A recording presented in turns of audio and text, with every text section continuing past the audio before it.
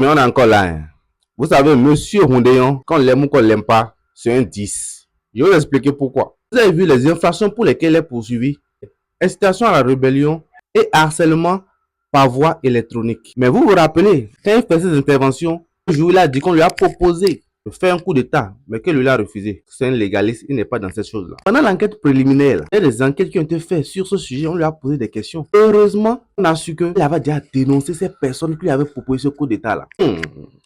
Vous voyez, s'il ne l'avait pas fait, il aurait été poursuivi au mieux pour non-dénonciation de tentative de coup d'État ou au pire pour tentative de coup d'État. Le gars, comme il connaît le droit là, il a anticipé depuis. Vous voyez l'importance de connaître le droit ou tout au moins de se documenter. On sait les peines encourues pour ces genres d'infractions là. C'est très lourd, on s'en sort très difficilement. Mais parce qu'il a été malin, il est poursuivi pour des infractions dont les peines ne sont pas aussi lourdes que ça.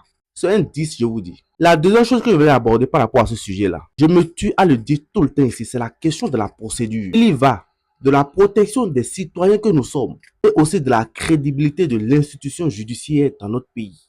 Parce qu'au cours du procès, hier, là, on l'a appelé pour l'interroger, ces avocats ont utilisé une méthode classique de relever les vices de procédure et de demander la nullité du procès. Bon, c'est vrai que c'est une lutte entre la défense et l'accusation. C'est au juge de décider, mais normalement, là, quand il y a vice de procédure, dans le droit pénal béninois, l'accusé est relâché. Donc, ils ont soulevé les vices de procédure dans la manière dont il a été arrêté. La manière dont son mandat de dépôt a été effectué, les procès verbaux. Il paraît même qu'il a été menotté pendant très longtemps après son arrestation. Je me rappelle même de 18h à 6h du matin. Donc, voilà ce qu'ils ont attaqué. C'est pas pour rien que dans d'autres pays, ou bien quand vous suivez les films, là, qu'on arrête un bandit ou un suspect, vous entendez, vous avez le droit au silence, vous avez le droit à un avocat, tout ce que vous direz sera retenu contre vous, etc., etc. Ce n'est pas pour le folklore, hein. C'est pour respecter la procédure. Parce que ça seulement, quand on ne vous dit pas vos droits, quand on vous arrête, ça seulement suffit pour annuler la procédure et qu'on vous relâche. Bon, en tout cas, le procès suit son cours et on verra comment ça va finir.